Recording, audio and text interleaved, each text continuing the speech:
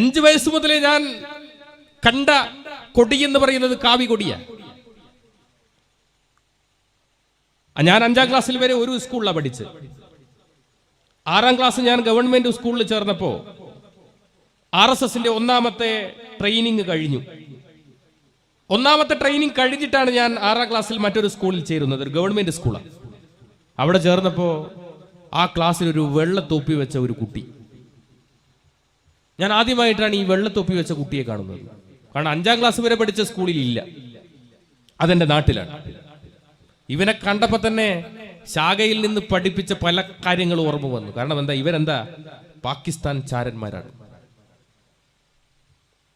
എന്റെ അടിമുടി ഇവനോടുള്ള ദേഷ്യമാണ്. ഇവൻ എൻ്റെ അടുത്ത് തന്നെ ഇരിക്കണം, ഞാൻ മാറി മാറി ഇരുന്നു, ഇവൻ എൻ്റെ അടുത്ത് തന്നെ ഇരിക്കും. ഇവനെ കാണുമ്പോൾ എനിക്കൊരു വല്ലാത്തൊരു ഭാവം, പിടിക്കുന്നില്ല. കാരണം ഇതാണ് ശാഖയിൽ പഠിപ്പിച്ചത്. അവസാനം ഞാൻ ശാഖയിൽ പോയി അന്നത്തെ മുഖ്യ ശിക്ഷകൻ ജയേട്ടനോട് ഞാൻ പറഞ്ഞു, ഇങ്ങനൊരു വിഷയമുണ്ട്, ഫൈസൽ എൻ്റെ അടുത്ത് തന്നെ ഇരിക്കുന്നു, എനിക്ക് ബുദ്ധിമുട്ടുണ്ട്. ജയേട്ടൻ ഇപ്പം ജയിലിലാണ്. സ്വാതന്ത്ര്യ സമരത്തിന് ജയിലിൽ പോയതൊന്നുമല്ല, 2 സഹാക്കളെ കൊന്നതിൽ ജയിലിൽ പോയത്. ജയേട്ടൻ പറഞ്ഞു, നീ എന്തിനാ നിയുദ്ധ പഠിച്ചത്, നീ എന്തിനാ ചുരിക പഠിച്ചത്, നീ എന്തിനാ വാൾ ഉപയോഗിക്കാൻ പഠിച്ചത്, നീ എന്തിനാ ദണ്ഡ് ഉപയോഗിക്കാൻ പഠിച്ചത്? പ്രയോഗിച്ചോളൂ, സംഘം നിന്റെ കൂടെ ഉണ്ട്. വീട്ടിൽ പോയപ്പോ ഇതിനേക്കാൾ വലിയ സംഖ്യ വല്യച്ഛൻ പറഞ്ഞു, ഒന്നിക്കിൽ നീ കോമ്പസ് കൊണ്ട് കുത്തുക, അല്ലെങ്കിൽ പ്ലേറ്റ് വെച്ച് മുഖത്തടിക്കുക. ഞാൻ പിറ്റേ ദിവസം സ്കൂളിൽ പോയി. ഇന്നും ഫൈസലുണ്ട്. ഇന്ന് എൻ്റെ ഏറ്റവും നല്ല സുഹൃത്താ ഫൈസൽ എൻ്റെ അടുത്ത് തന്നെ ഇരുന്നു.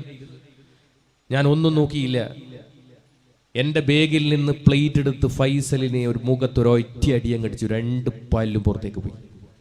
2 ദിവസം സസ്പെൻഷൻ.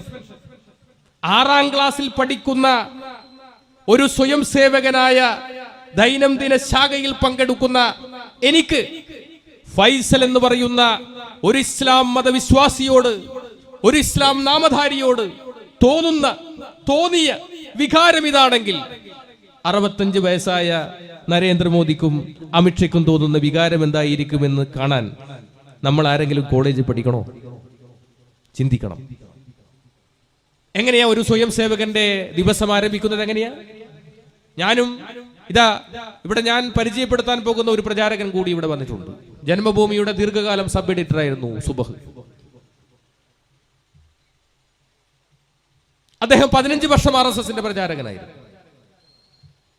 നരേന്ദ്രമോദിയും അമിത്ഷയും രാഷ്ട്രപതിയും കോവിന്ദും എല്ലാം എല്ലാ ദിവസവും ആരംഭിക്കുന്നത് എങ്ങനെയാ? നമ്മളൊക്കെ ഡോക്ടർ കേശവ ബൽറാം ഹെഡ്ഗേവാർ എന്ന RSS സ്ഥാപകന്റെയും ഭാരതാംബയുടെയും ഗുരുജി ഗോൾവൽക്കറുടെയും ഫോട്ടോന്റെ മുന്നിൽ ഒരു ചെറിയൊരു ദീപം കൊളുത്തും. എല്ലാ ദിവസവും നരേന്ദ്രമോദി ഇത് ചെയ്യാറുണ്ട്. ഒരു ചെറിയൊരു ദീപം കൊളുത്തി രാവിലെ 5 മണിക്ക് പത്മാസനത്തിൽ ഇരുന്ന് എല്ലാ സ്വയം സേവകനും ചൊല്ലുന്ന ഒരു ശ്ലോകമുണ്ട്. ആ ശ്ലോകം ആരംഭിക്കുന്നത് ഇങ്ങനെയാണ്: നീലാബ്ദി ബീജി പരിസേവിത പുണ്യഭൂമി ശൈലാദിരാജ പരിശോഭിത ദേവഭൂമി, ഈ ഹിന്ദുഭൂമി ഭുവനത്രയ പൂജയായി തീരാഞ്ജപിക്ക പരിപാവന സംഘമന്ത്രം. എന്താ ഇതിന്റെ അർത്ഥം? ഈ രാജ്യം ഒരു ഹിന്ദു രാഷ്ട്രമാകുവാൻ നിങ്ങൾ ശാഖയിലേക്ക് വരിക. എന്താണ് ഹിന്ദുരാഷ്ട്രം? RSSന്റെ ഹിന്ദുരാഷ്ട്രം എന്ന് പറഞ്ഞത് ഞാൻ നേരത്തെ പരിചയപ്പെടുത്തി ഹിന്ദുരാഷ്ട്രമാണോ? അല്ല. RSSന്റെ ഹിന്ദുരാഷ്ട്രം എന്ന് പറഞ്ഞാൽ മാധവ സദാശിവ ഗോൾവൽക്കർ എന്ന് പറയുന്ന 2ാമത്തെ സർസംഘചാലക എഴുതിയ വിചാരധാരയിൽ പറയുന്നു, ഈ രാജ്യം ഒരു ഹിന്ദുരാഷ്ട്രമാകുവാൻ 3 ശത്രുക്കളെ ഈ രാജ്യത്തിൽ നിന്ന് ഇല്ലായ്മ ചെയ്യണം. അതിൽ 1ാമത്തെ ശത്രു മുസ്ലിം, 2ാമത്തെ ശത്രു ക്രിസ്ത്യൻ, 3ാമത്തെ ശത്രു കമ്മ്യൂണിസ്റ്റ്. ഇതാണ് ഹിന്ദുരാഷ്ട്രം. ആ ഹിന്ദുരാഷ്ട്രമാകുവാൻ നിങ്ങൾ എന്ത് വേണം? ശാഖയിലേക്ക് വരണം. ഇനി അടുത്ത വരി എന്താ? ഭക്ത്യാദരേണ ഭഗവത്കൊടി സാക്ഷിയാക്കി ശീലിക്കുമെന്നു പരമേറ്റ മഹാവ്രതത്തെ ആത്യന്തിക പ്രിയമോടും പരിരക്ഷ ചെയ്യാൻ നിത്യം ജപിക്ക പരിപാവന സംഘമന്ത്രം. എന്താ ഇതിന്റെ അർത്ഥം? നമ്മുടെ ദേശീയ പതാകന്റെ കളർ എന്താ? കാവിയുണ്ട്, വെള്ളയുണ്ട്, പച്ചയുണ്ട് അല്ലേ? ഇതിൽ പച്ചയും വെള്ളയും ഇവർക്ക് തീരെ പിടിക്കുന്നില്ല. എന്ത് വേണം? ആ ദേശീയ പതാക എന്താക്കണം? കാവി പതാകയാക്കണം. അങ്ങനെ ഇന്ത്യയുടെ ദേശീയ പതാക കാവി പതാകയാക്കാൻ, കാവി ധ്വജമാക്കാൻ നിങ്ങൾ ശാഖയിലേക്ക് വരിക എന്നാണ് രണ്ടാമത്തെ ശ്ലോകത്തിന്റെ അർത്ഥം. ഇങ്ങനെ ദൈനംദിനമായി എല്ലാ ദിവസവും നിത്യേന ചൊല്ലുന്ന നരേന്ദ്രമോദിക്ക് മതനിരപേക്ഷതയുണ്ടാകുമെന്ന് നമ്മൾ ആരെങ്കിലും വിശ്വസിക്കുന്നുണ്ടോ? എന്താ RSSന്റെ പ്രാർത്ഥന? എന്താ? ഏതൊരു സ്വയം സേവകനും തന്റെ ഹൃദയത്തോട് വലത് കൈ ഇങ്ങനെ ചേർത്ത് വെച്ച് ചൊല്ലുന്ന ഒരു പ്രാർത്ഥനയുണ്ട്. ആ പ്രാർത്ഥന തുടങ്ങുന്നത് ഇങ്ങനെയാണ്: നമസ്തേ സദാവത്സലേ മാതൃഭൂമേ, നമസ്തേ അങ്ങയെ നമിക്കുന്നു, സദാ എല്ലായ്പ്പോഴും, വത്സലേ വാത്സല്യം നിറഞ്ഞവളായ മാതൃഭൂമേ, ത്വയാ ഹിന്ദുഭൂമേ സുഖം വർദ്ധിതോഹം, ഹേ ഹിന്ദുഭൂമേ. എങ്ങനെയുള്ള ഹിന്ദുഭൂമിയാ? മുസ്ലിങ്ങളില്ലാതെ, ക്രിസ്ത്യാനികളില്ലാതെ, കമ്മ്യൂണിസ്റ്റ് ഇല്ലാതെ, ഹേ ഹിന്ദുഭൂമേ അങ്ങനെ സസുഖം വളർത്തുന്നു. മഹാമംഗലേ പുണ്യഭൂമേ തൊതർത്തേ, മഹാമംഗലയായ പുണ്യഭൂമേ തൊതർത്തേ ഞാൻ സമർപ്പിക്കുന്നു.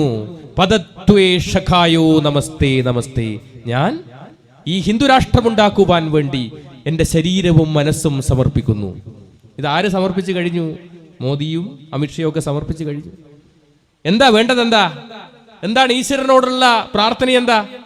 പ്രഭോ ശക്തിമൻ ഹിന്ദുരാഷ്ട്രാംഗഭൂത, ഈശ്വര ശക്തിമത്തായ ഒരു ഹിന്ദുരാഷ്ട്രത്തെ സൃഷ്ടിക്കുവാൻ. എങ്ങനെയുള്ള ഹിന്ദുരാഷ്ട്രം? മുസ്ലിങ്ങളില്ലാതെ, ക്രിസ്ത്യാനികളില്ലാതെ, കമ്മ്യൂണിസ്റ്റുകാരില്ലാതെ ഒരു ഹിന്ദുരാഷ്ട്രത്തെ സ്ഥാപിക്കുവാൻ ഞങ്ങൾക്ക് 2 വരങ്ങൾ നൽകണം. എന്താ വരം? അജയ്യാഞ്ച വിശ്വസ്യ ദേഹീശ ശക്തി, അജയ്യമായ ശക്തി, സുശീലം ജഗധ്യേനം ഭവേ, കുറുക്കന്റെ കൗശലം, ഇവ നൽകി അനുഗ്രഹിച്ചാലും എന്നാണ് RSSന്റെ പ്രാർത്ഥനയുടെ അർത്ഥം. ഇതാണ്. ഇനി ഈ പാട്ട് മാത്രമാണോ? കളിയലുണ്ട്. ശാഖ നിങ്ങൾ കണ്ടിട്ടുണ്ടാവും. ഞാനൊക്കെ 5 വയസ്സ് മുതൽ പോകാൻ തുടങ്ങിയതാ. ശാഖയിൽ പല കളികളുണ്ട്. അതിലൊരു കളി ഞാൻ പറയാം, കബഡി. നമ്മളെങ്ങനെയാ കബഡി കളിക്കുക? കബഡി എന്നല്ലേ പറയാ? എന്നാൽ RSSന്റെ കബഡി എന്ന് പറഞ്ഞാൽ നടുക്കൊരു വര വരക്കും. ഇപ്പുറത്ത് പാകിസ്ഥാൻ, ഇപ്പുറത്ത് ഹിന്ദുസ്ഥാൻ. എന്നിട്ട് എങ്ങനെയാ? കബഡി എന്നാണോ പറയാ? അല്ല, may Hind may Hind may Hind. അങ്ങനെ പറഞ്ഞ എന്താ? ഞാൻ ഹിന്ദുവാണ്, ഞാൻ ഹിന്ദുവാണ്. എന്നിട്ട് പാകിസ്ഥാനിലേക്ക് പോകും. പാകിസ്ഥാനിൽ പോയി പാകിസ്ഥാൻകാരനെ ഇങ്ങനെ തൊട്ടാൽ പാകിസ്ഥാൻകാരൻ മരിച്ചു. ഇനി തൊടാതെ വന്നാലോ പോയവൻ മരിച്ചു. അതിന്റെ പേരാണ് വീരമൃത്യു. ഇതാ ശാഖയിലെ കളി. എങ്ങനെയുണ്ട്? ഈ കളി കളിച്ച നരേന്ദ്രമോദി പിന്നെ എന്താ ചെയ്യേ? ഇനി ചില വിശേഷാൽ വർഗുകളുണ്ട്. ഞാനൊക്കെ അത് കഴിഞ്ഞതാ, സുബഹൊക്കെ അത് കഴിഞ്ഞതാ. ആ വിശേഷാൽ വർഗിന്റെ പ്രത്യേകത എന്താ? രാജസ്ഥാനിലൊക്കെ ഞാനൊക്കെ അവിടെ നിന്നാ കഴിഞ്ഞ് ഏതെങ്കിലും ഒരു കാട്ടില് ഒരു 7 മണിയാകുമ്പോൾ ആ കാട്ടിലങ്ങ് പോകും. 10-50 സ്വയം സേവകന്മാർ പ്രവാചകനായ മുഹമ്മദ് നബിയുടെയും യേശു ക്രിസ്തുവിന്റെയും പ്രതിമ ഇങ്ങനെ കെട്ടി തൂക്കി വെച്ചിട്ടുണ്ടാവും ഇങ്ങനെ മരത്തിന്റെ താഴെ. എന്നിട്ട് എന്ത് ചെയ്യും? നമ്മളെ കണ്ണ് കെട്ടും. എന്നിട്ട് ദണ്ഡയുടെ നീളമുള്ള വാള് നമ്മുടെ കയ്യിൽ തരും.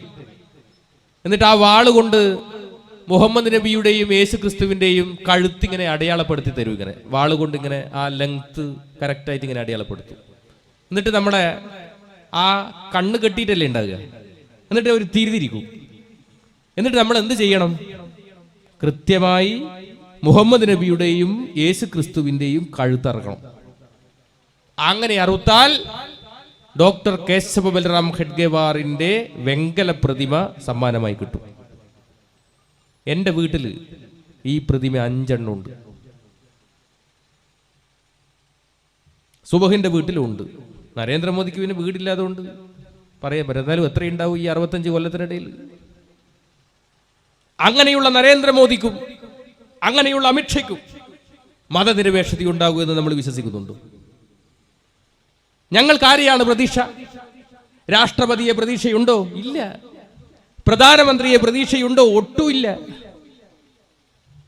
ഇനി ഇന്ത്യയുടെ നീതിന്യായ വ്യവസ്ഥിതി നമുക്കത്ര വിശ്വാസമുണ്ടോ? എന്തായിരുന്നു അയോധ്യ കേസിലെ വിധി? ഞാൻ സുപ്രീം കോടതിയുടെ മുന്നിൽ ഒരു കഥ പറയാനാണ് ആഗ്രഹിക്കുന്നത്. എനിക്ക് അങ്ങനെയാണ് അയോധ്യ കേസിലെ വിധി തോന്നിയത്. എന്താ കഥ?